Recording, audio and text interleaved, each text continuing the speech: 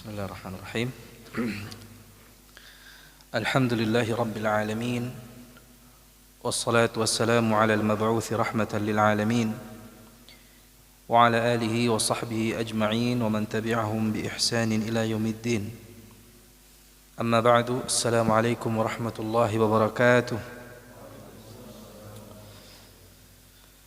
Ikhwatal iman, a'azzani Allahu wa iyyakum. Bapak-bapak, ibu-ibu, jamaah sekalian dirahmati oleh Allah, serta anak-anakku, bersyukur kepada Allah Subhanahu wa taala pada kesempatan yang mulia ini sama-sama kita dipertemukan oleh Allah Subhanahu wa taala di majlis yang sama-sama kita niatkan karenanya, di majelis yang kita sama-sama mengkaji firman Allah Subhanahu wa taala. Terkhusus di kajian kita ini sekarang kita berganti kitab ke Sifatu Ibadir Rahman, yaitu kriteria hamba Allah, sifat-sifat hamba Allah, ya, hamba Ar-Rahman, hamba-hamba Ar-Rahman, ya, Ibadur Rahman.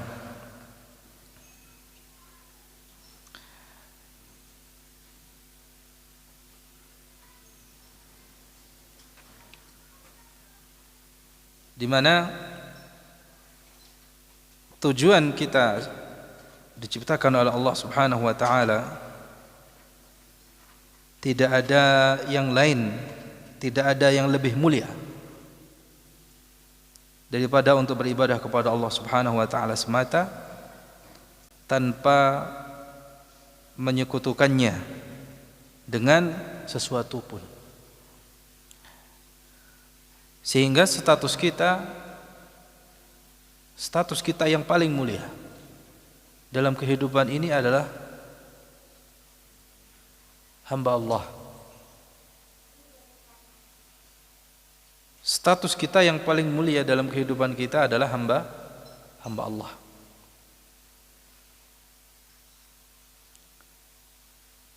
Sebagai hamba Allah, kita senantiasa memantaskan diri, ya. Kita sebagai hamba Allah yang senantiasa beribadah kepada Allah semata tanpa menyekutukannya dengan sesuatu apapun. Maka ya, dalam beribadah kepada Allah, dalam statusnya kita sebagai hamba Allah, kita harus menyelaraskan, ya, kita memantaskan diri, ya, sebagai hamba Allah. Nah, dalam rangka memantaskan diri kita sebagai hamba Allah, maka kita harus tahu kriteria apa saja, ya, yang harus kita miliki sehingga kita pantas disebut hamba Allah. Di dalam Al-Quran surat Al-Furqan, mulai dari ayat yang ke-63 ini, sama-sama kita akan belajar apa saja yang menjadi kriteria hamba Allah itu, ya, yang dikenal dengan Sifatu Ibadur Rahman, ya, hamba-hamba Allah, ya, Allah Subhanahu wa taala yang Maha Rahman.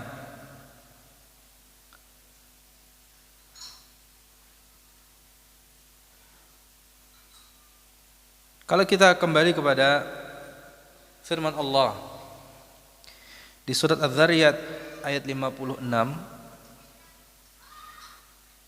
wa ma khalaqtul jinna wal insa illa liya'budun, tidaklah aku ciptakan jin dan manusia melainkan supaya mereka beribadah kepadaku. Di dalam ayat tersebut Allah Subhanahu wa taala menuntut dua perkara kepada kita,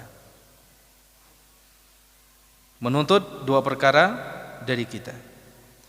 Yang pertama adalah beribadah kepada Allah Azza wa Jalla dengan cara yang sesuai dengan syariatnya. Ya, yang pertama apa?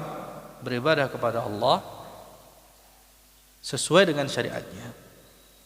Ya, dengan cara yang itu sesuai dengan syariatnya. Yang kedua,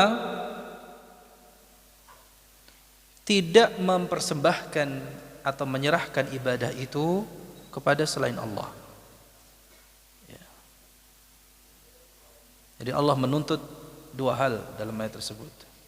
Allah menuntut kita beribadah kepada Allah dengan cara yang sesuai dengan syariatnya, lalu kita mempersembahkan atau kita menyerahkan ibadah itu tidak lain hanya kepada Allah SWT. Tidak boleh kepada selainnya, tidak kepada selain Allah. Artinya apa? Seorang mukmin itu harus menjadi hamba Allah seutuhnya. Ya, tidak setengah-setengah. Jadi seorang mukmin dalam rangka menjadi hamba Allah itu totalitas. Ya. Dan sepanjang hayatnya, selamanya. Jadi statusnya sebagai hamba Allah Azza wa Jalla ini tidak boleh lepas, walaupun sesaat. Karena inilah tujuan kita diciptakan oleh Allah Subhanahu wa taala. Ya. Wa ma khalaqtul jinna wal insa illa liya'budun. Ya. Itulah status mulia kita. Itulah gelar tertinggi yang dicapai oleh seorang insan, menjadi hamba Allah Azza wa Jalla yang sejati.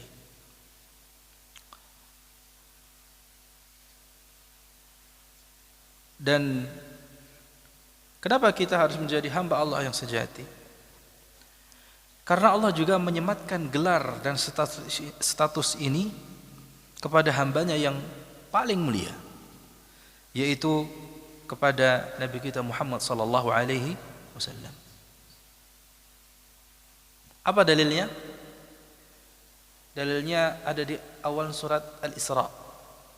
Subhanalladzi asra bi'abdihi lailan minal masjidil harami ilal masjidil aqsa alladzi barakna haulah. Maha suci Allah yang telah memperjalankan hambanya. Allah menyebut nabinya yang mulia dengan apa? Abdihi, hambanya. Ya. Lailan minal masjidil harami ilal masjidil aqsa alladzi barakna haulah.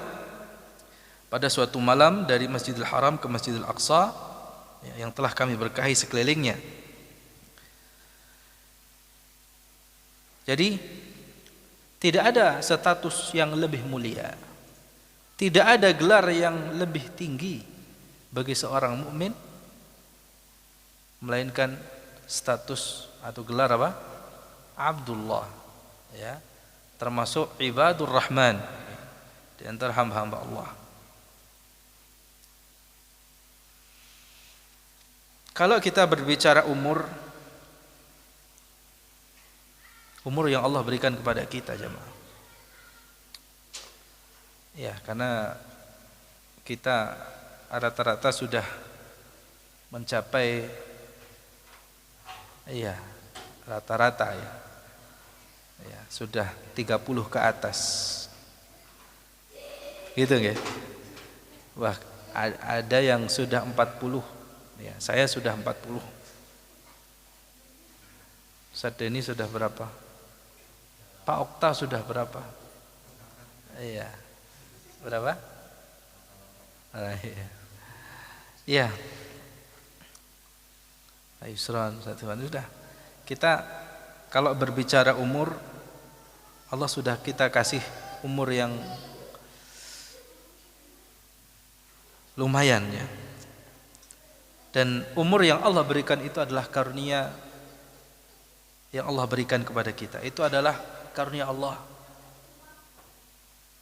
anugerah yang tak ternilai harganya. Jadi saking mahal dan saking berharganya. Umur yang Allah berikan kepada kita itu adalah anugerah yang tak ternilai harganya. Satu hari saja yang Allah berikan kepada kita. Allah beri kita 24 jam. Itulah waktu yang kita gunakan, yang harus kita gunakan sebaik-baiknya agar kita betul-betul menjadi hamba Allah. Hamba Allah yang sejati.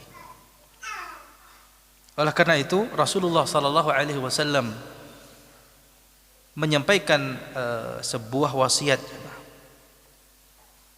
Wasiat yang itu merupakan wasiat agung bagi kita. Beliau sallallahu alaihi wasallam bersabda, "Ightanim khamsan qabla khamsin." Manfaatkanlah, pergunakanlah dengan sebaik-baiknya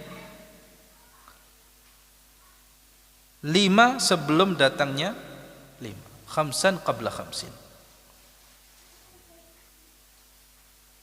Ya. Apa itu? Yang pertama, syababaka qabla haramika.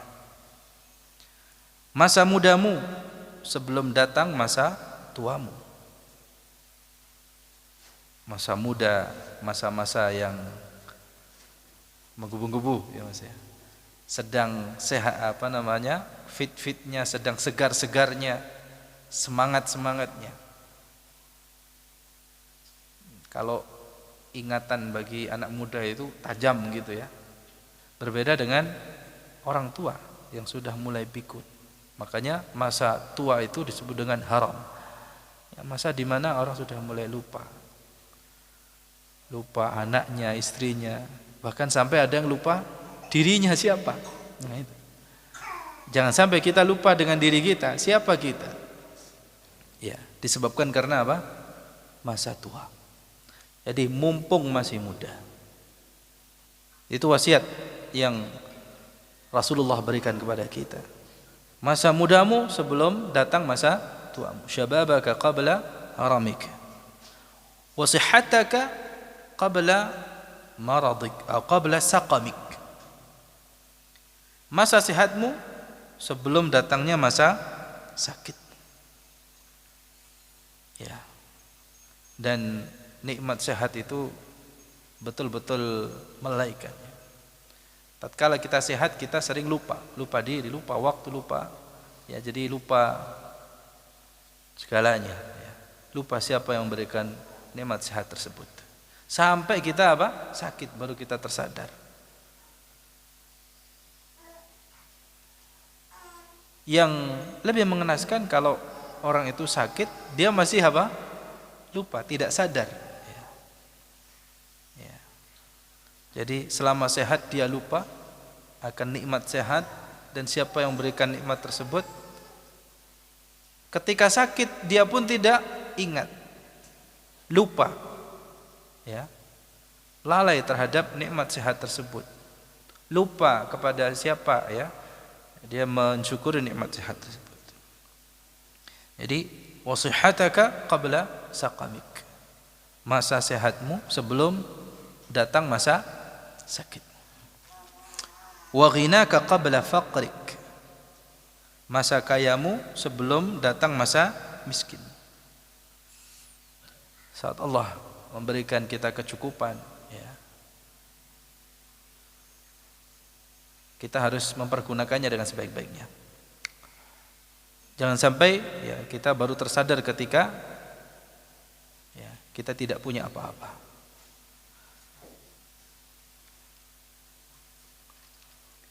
Ya. Lalu kemudian wa faraghaka qabla syughlik, masa luangmu sebelum datangnya masa sibukmu. Ya tadi, ada sehat, ada luang. Ada waktu luang. Bukan berarti nganggur ya. Ya. Apa? Ketika kita tidak disibukkan oleh ya, kesibukan kita. Jadi kita memiliki masa luang. Jadi ada nikmat sehat, ada nikmat waktu luang. Ini dua sifat atau dua nikmat yang kata Rasulullah SAW, kebanyakan manusia itu tertipu. Ni'matani maghbunun fihi ma katsirun minan nas.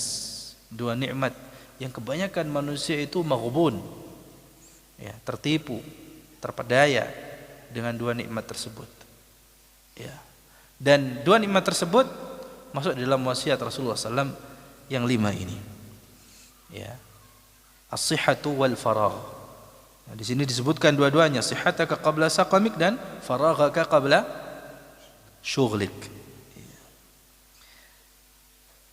Dan yang kelima jamaah sekalian, ini yang tidak kalah pentingnya, wa hayataka qabla mautik. Masa hidupmu sebelum datangnya kematianmu. Ya. Hadis ini diriwayatkan oleh Imam Al-Hakim dan selainnya. Jamaah sekalian dirahmati Allah Subhanahu wa taala. Sungguh hidup ini adalah, ya, kumpulan hari-hari. Alangkah ruginya kita bila, ya, terus terbuai dengan angan-angan sehingga kita lupa dalam memperbaiki diri, lupa dalam memantaskan diri sebagai hamba Allah. Mestinya kita ini berpindah dari satu ibadah, ya, dari satu bentuk ibadah ke bentuk ibadah lainnya. Ya, dalam 24 jam yang Allah berikan ini, ya, status kita tetap sama. Cuman bentuk ibadahnya saja kita berpindah dari satu bentuk ibadah ke bentuk ibadah lainnya.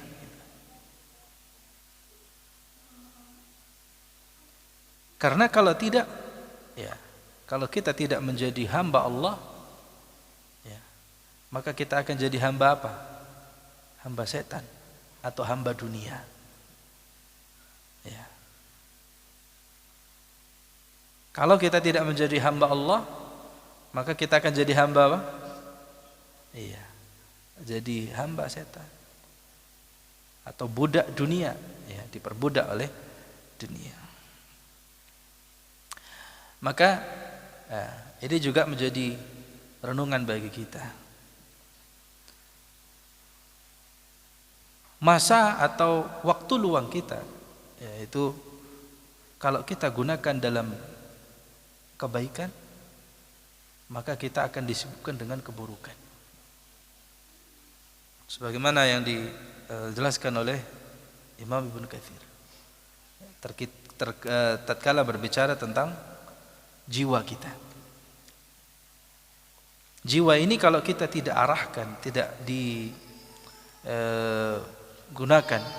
ya, termasuk waktu kita dalam, kalau tidak digunakan dalam kebaikan, maka kita akan disibukkan dengan keburukan. Maka beruntunglah orang-orang yang senantiasa mengisi waktunya, kesempatan yang ada, ya, kesempatan hidupnya dalam kebaikan, ya, dalam setiap kebaikan. Capek, ya, mungkin, ya, sudah salat 5 waktu setiap harinya, ditambah dengan salat sunnahnya, baca Al-Qur'annya, sedekahnya, berbagai macam bentuk kebaikan, berbagai macam bentuk ibadah, amalan, ketaatan, yang membuat kita letih kadang, membuat kita ini serasa enggak punya waktu untuk lainnya. Tapi percayalah, mungkin begitulah cara Allah menginginkan kebaikan atas diri kita. Karena jiwa kita terlalu lemah, kita sering terpedaya dengan waktu luang kita, sehingga ketika kita disibukkan pada kebaikan, itu cara Allah menginginkan kebaikan atas kita sebagai hambanya. Sebab kalau kita merasa rugi gitu, ya, dengan setiap aktivitas, ya, ibadah kita, ya.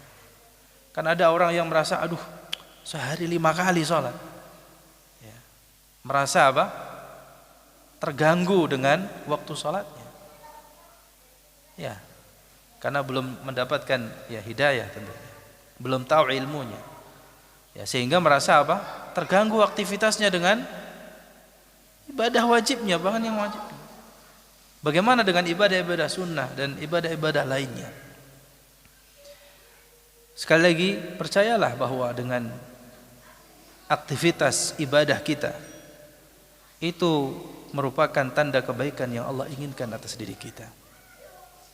Artinya Allah sibukkan kita dalam kebaikan supaya kita tidak tersibukkan dengan keburukan. Ya. Begitu cara Allah menginginkan kebaikan atas diri kita, dan begitulah caranya Allah menyelamatkan kita, ya, dari perbuatan-perbuatan yang tidak ada gunanya. Dan begitulah cara Allah Subhanahu wa taala memantaskan diri kita untuk menjadi hambanya yang sejati. Termasuk hadirnya kita semua di majelis ini, ya, jamaah sekalian yang ikhwan dan akhwat yang duduk di majelis ini. Kesempatan ini tidak didapatkan oleh semua orang, ya. Duduknya kita di majelis ini, ya, tidak lama, 1 atau 1,5 jam, ya, dengan salat kita, ya, salat maghrib dan isya kita, ya. Ini terasa begitu sangat berharga, ya. Mungkin kalau dibanding dengan waktu kita scroll gitu, ya, ya, scroll. Waktu 1,5 jam itu, atau waktu 1-2 jam itu seakan-akan hanya 2 menit saja.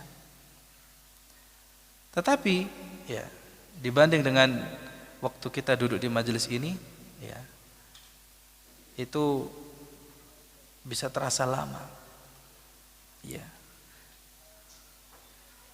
Karena, ya, sekali lagi kita tidak tahu hakikatnya, ya, hakikat waktu dan aktivitas yang kita kerjakan. Sejatinya duduknya kita di majelis ini kita juga sama-sama kita belajar apa yang Allah firmankan dan yang Rasulullah sallallahu alaihi wasallam sabdakan, untuk kita menjadi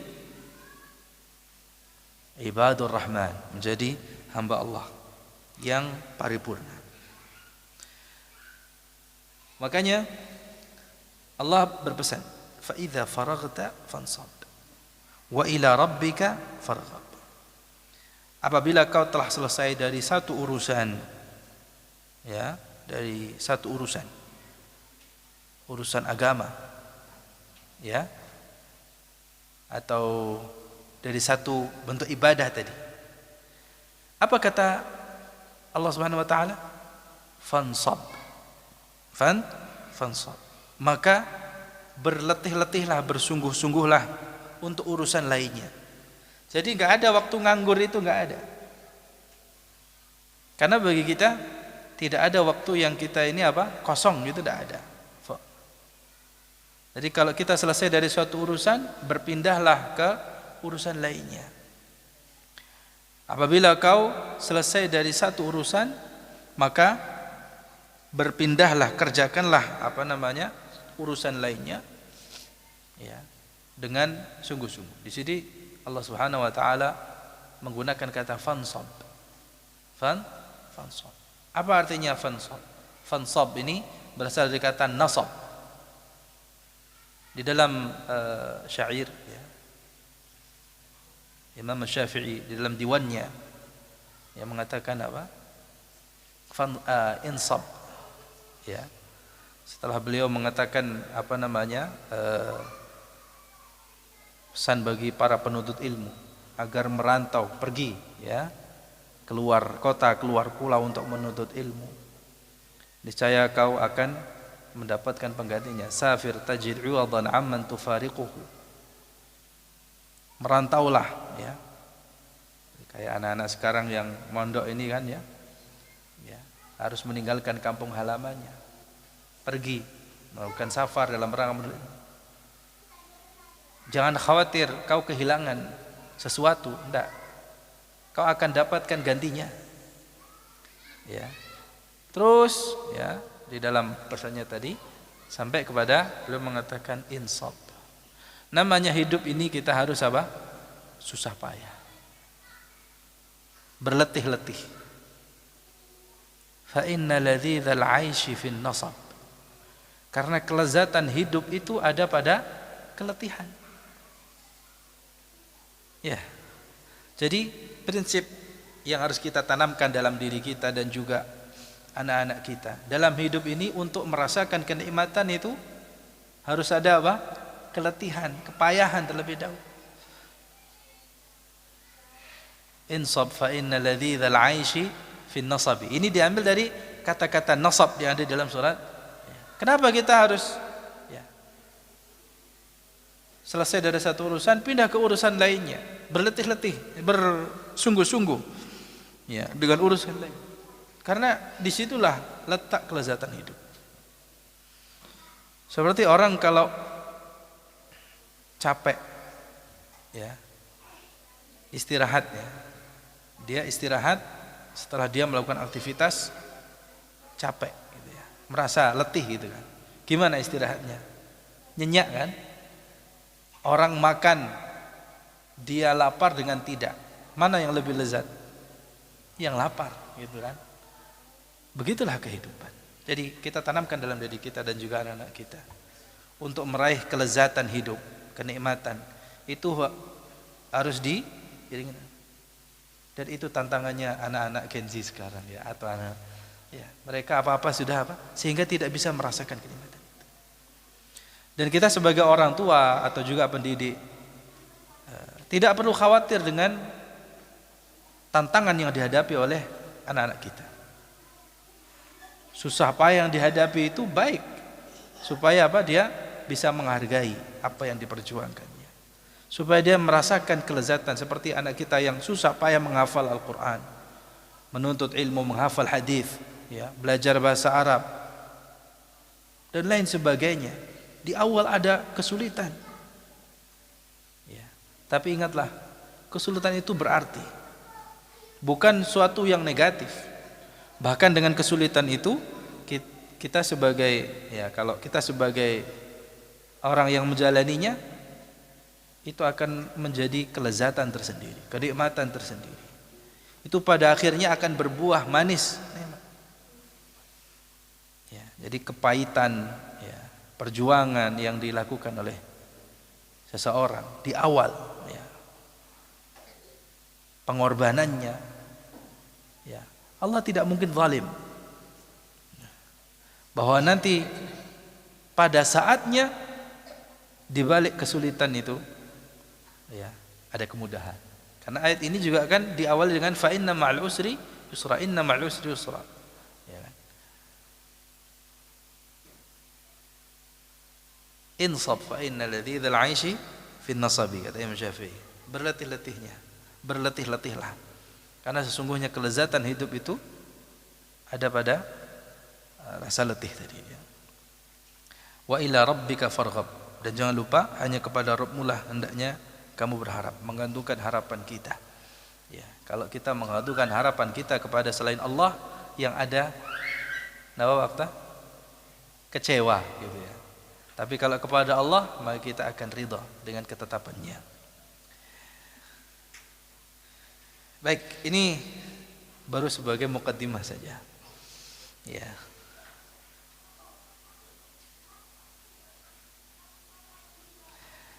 Sekali lagi jamaah sekalian dirahmati Allah, fa inna maqamal ubudiyyah lillahi maqamun azim. Sesungguhnya kedudukan ubudiyah ya, penghambaan kita kepada Allah itu merupakan kedudukan yang sangat agung. Bal huwa asyraful maqamat.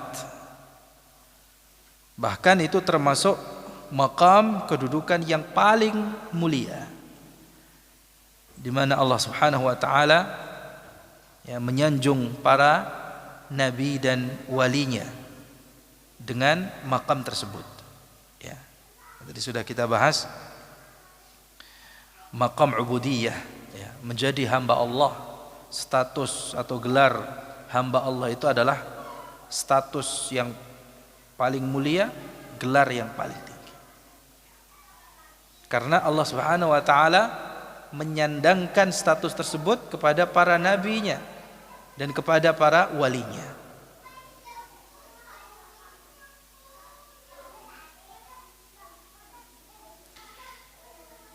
Dan Allah Subhanahu wa taala memuliakan hamba-hambanya yang baik peribadatannya kepada dirinya.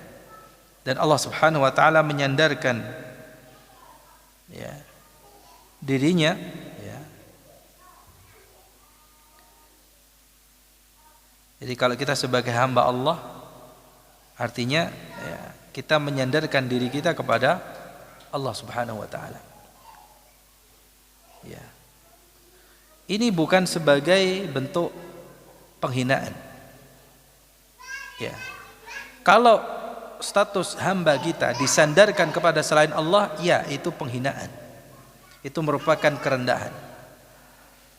Tetapi ketika status kita sebagai hamba Allah, abdun, sebagai hamba gitu ya, itu disandarkan kepada Allah Subhanahu wa taala, maka itu merupakan tasyrifan lahum. Ini merupakan kehormatan bagi kita. Wa ta'liyatan li maqamihim. Dan sebagai bentuk luhurnya atau tingginya makam yang kita duduki. Ya. Jadi tatkala kita sebagai seorang hamba, ya, hamba abdun, itu disandarkan kepada Allah yang Maha Rahman, yang Maha Rahim.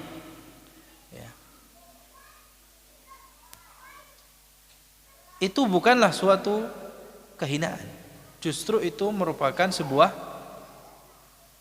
kehormatan, sekaligus menunjukkan betapa tingginya makam, ya, kedudukan serta status tadi, gelar yang dimiliki. Seperti, ya, kalau kita lihat, ya, contohnya ketika kita menjadi seorang pelayan, ya, kalau tadi kan hamba, mungkin istilahnya budak gitu ya. Ini yang kita lihat sekarang, mungkin ada orang itu pekerjaannya adalah pelayan, dia seorang pelayan. Di antara berbagai macam profesi gitu ya, profesi pelayan itu seperti apa? Bagaimana kedudukannya? Pelayan sama tuan, mana yang lebih tinggi? Tuan gitu ya. Jadi pelayan itu kan secara strata, ya, profesi itu kan yang rendah. Ya. Bosnya atau tuannya itu yang lebih tinggi. Nah, kalau orang itu menjadi pelayan, lalu yang dilayaninya itu seorang tuan yang mulia, ya, maka walaupun dia seorang pelayan, maka dia akan ikut mulia. Karena yang dilayani adalah Tuhan yang mulia.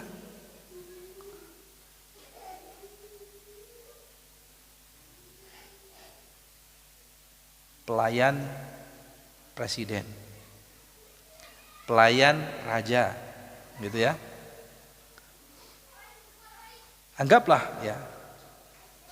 ya tadi, seorang presiden atau seorang raja itu adalah orang yang terhormat, gitu ya. Kalau kita menjadi pelayannya saja sudah ikut terhormat. Bagaimana kalau seseorang itu menjadi pelayannya Allah Subhanahu wa taala yang maha mulia. Sehingga raja di Saudi sekarang menyematkan gelar dirinya itu bukan raja atau raja di raja atau siapa. Mereka bangga. Jadi raja-raja yang ada sampai saat ini itu mereka bangga dengan apa? Statusnya menjadi pelayan apa? Haramain. Khadimul Haramain Asy-Syarifain. Ya, pelayan dua tanah suci. Ya. Pelayan Allah, ya, pelayannya melayani rumah Allah. Ya. Dan itu merupakan kebanggaan bagi mereka. Mereka tidak bangga dengan status rajanya, ya, tapi bangga dengan melayani, ya, Haramain, ya, Masjidil Haram dan Masjidil Nabawi, ya, atau dua tanah haram, ya, Makkah dan Madinah. Nah, jadi tadi ya, justru merupakan sebuah kebanggaan tersendiri, kehormatan. Ketika seseorang itu menjadi hamba Allah, bukanlah suatu keinginan. Ya, kalau seseorang itu statusnya adalah hamba selain Allah, ya, hambanya selain Allah, maka itulah kehinaan, ya, kerendahan yang hakiki. Ya, ini yang ada di poin pertama.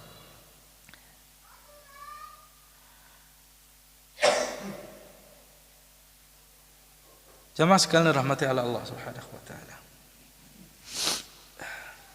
Ini kita masih muqaddimah dulu ya. Hamba-hamba yang disebutkan di sini, para hamba itu kan namanya hamba, ya. Itu akan menyempurnakan taqarrubnya kepada Allah, ya. Ini namanya seorang hamba Allah, maka dia akan menyempurnakan taqarrubnya kepada Allah dengan cara memperbagus amalan ketaatannya. Dan Allah pun akan senantiasa melipat gandakan kemuliaan untuk mereka. Allah pun senantiasa akan mengangkat kedudukan mereka. Lalu kemudian Allah memuji mereka dengan menjelaskan kedudukannya yang dekat di sisinya. Dan tentang mereka Allah jelaskan dalam ayat-ayat yang agung di akhir surat Al-Furqan. Ya. وقد ذكر الله عز وجل لأهل هذا المقام الشريف أوصافا عديدة وسمات مباركة في نصوص كثيرة. Sebenarnya banyak di banyak ayat, ya, Allah sebutkan kriteria mereka, ya, yang Allah namai para hamba tersebut dengan sebutan ibadur rahman. Ya. Jadi kenapa Allah Subhanahu wa taala di banyak ayat Allah menyebutkan, ya, kriteria atau ciri-ciri, ya, yang dimiliki oleh hamba-hamba Allah ini. Khususnya di akhir surat Al-Furqan ini. Tujuannya adalah liyajtahidal muslim fil ittisafi biha. Supaya seorang muslim itu bersungguh-sungguh di dalam menyifati dirinya dengannya, atau menghiasi dirinya dengan sifat-sifat yang Allah sebutkan dalamnya. Wal amal bimuqtadaha, dan mengerjakan apa yang menjadi konsekuensinya. Liyanala al-maqam ar-rafi' wa syaraf al-kabir 'inda rabbil alamin. Supaya dia meraih, atau mencapai tingkatan yang tinggi, ya, kemuliaan yang besar di sisi Allah Subhanahu wa taala Rabb alam semesta. Jadi mari sama-sama kita niatkan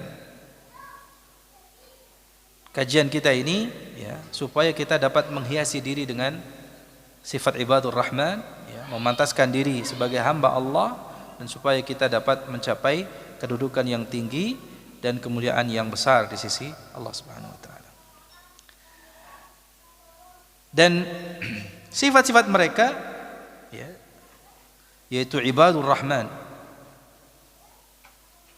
yang Allah sebutkan sifat-sifat mereka yang begitu indah, akhlak mereka yang begitu mulia. Di sana Allah Subhanahu wa taala janjikan kepada mereka, ya nanti di akhir ayatnya disebutkan janji Allah Subhanahu wa taala, ya, balasan yang agung dan tempat yang terhormat. Ya. Ulaika yujzaunal ghurfata bima sabaru wa yulaqawna fiha tahiyyatan wa salama khalidina fiha hasunat mustaqarra wa muqama. Itu nanti di akhir ayatnya. Ikhwatal iman, sifat-sifat yang disebutkan itu di sini kita bisa dapati ya, dalam 8 redaksi ya. Ya, dengan siyak ya. Ya, di sini dalam redaksi yang penuh berkah, dan hendaknya sebagai seorang muslim ya berusaha hendaknya merenungi sifat-sifat yang agung ini dan menjadikan ya sifat-sifat tersebut ya, dalam 8 redaksi ini fi thamaniyati awsaf ya, ada 8 sifat di dalam satu redaksi ya, yang penuh berkah ini, menjadikannya sebagai pembelajaran serta percontohan untuk diri ini. Apabila setelah membaca sifat-sifat ini nanti kita pelajari, kita merasa bahwa diri kita penuh kekurangan, ternyata belum sesuai gitu ya. Karena kita mungkin suka menyanyiakan kesempatan ketaatan. Hendaknya ya, kita tidak merasa rendah diri atau kita merasa pesimis gitu ya. Kalau ternyata dari sifat-sifat ini kita masih sangat jauh, ya, belum layak rasanya, gitu ya. Maka hendaknya seseorang itu bersegera menyempurnakan kekurangan dirinya, ya, sebelum datang ajal menjemputnya. Ya, karena kita tidak tahu, ya, kita tidak pernah tahu, ya, kapan dan di mana, ya.